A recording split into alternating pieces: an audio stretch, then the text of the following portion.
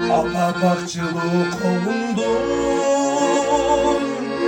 tabınacılığın ayınçın, aldına catıbın alam, hal değil ruhayınçın.